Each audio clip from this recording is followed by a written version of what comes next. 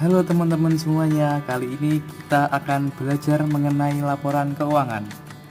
Laporan keuangan adalah catatan informasi keuangan dari suatu perusahaan pada suatu periode akuntansi.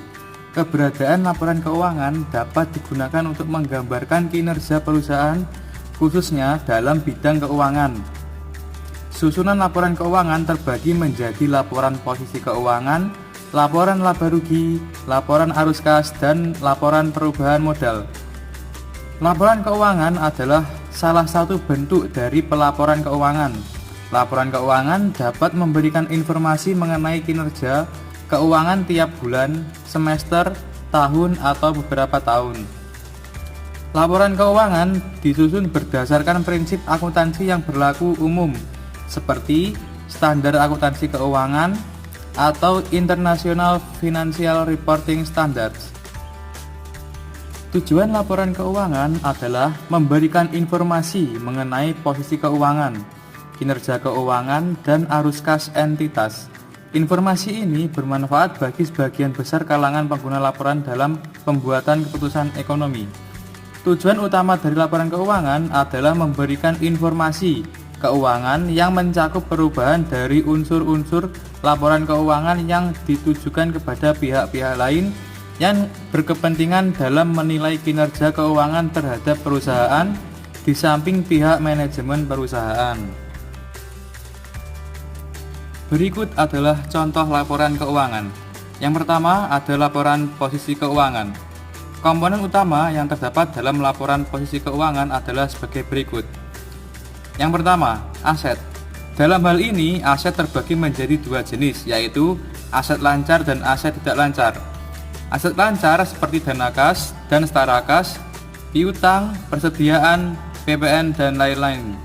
Kemudian aset tidak lancar, contohnya adalah investasi pada entitas lain, fixed aset, beban yang ditanggung, dan lain-lain. Kemudian yang kedua, liabilitas. Liabilitas pun terbagi menjadi dua jenis, yakni liabilitas jangka pendek yang di dalamnya terdapat dari utang bank jangka pendek, utang pajak, beban akrual, beban utang jangka panjang, utang pembiayaan konsumen, dan utang obligasi.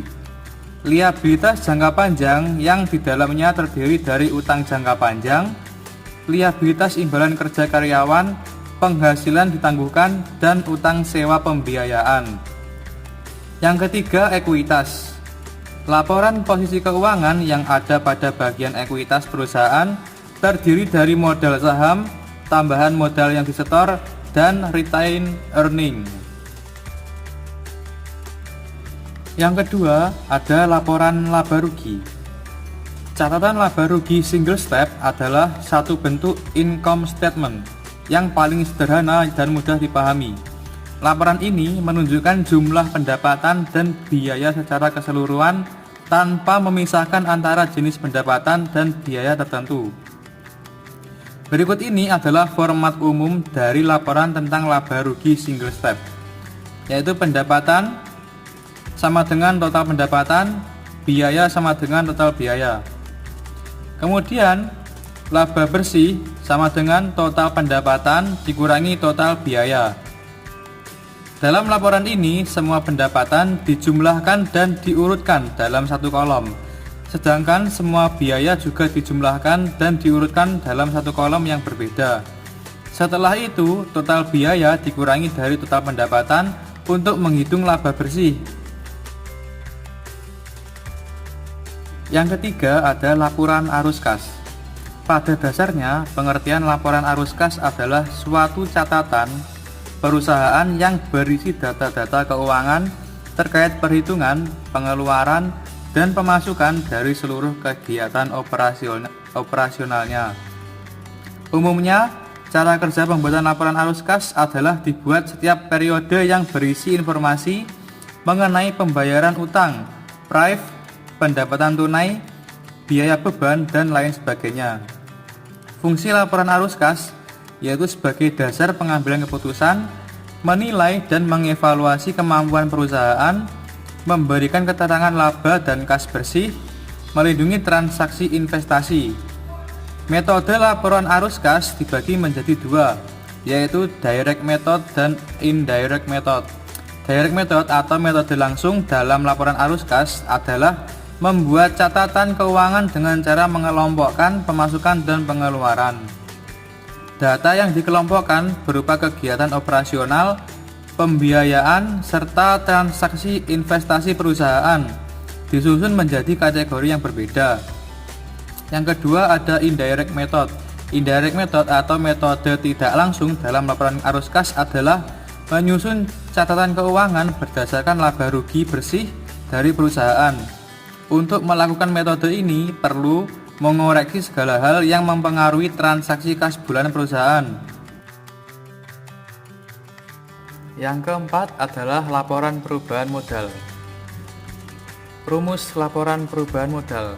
Untuk melakukan perhitungan laporan perubahan modal perlu menggunakan rumusan khusus. Adapun rumus laporan perubahan modal adalah sebagai berikut. Saldo akhir modal sama dengan saldo awal modal ditambah net profit dikurangi dividen ditambah atau dikurangi perubahan lainnya. Saldo awal modal adalah jumlah modal pada awal periode pelaporan atau saldo akhir ekuitas di periode sebelumnya.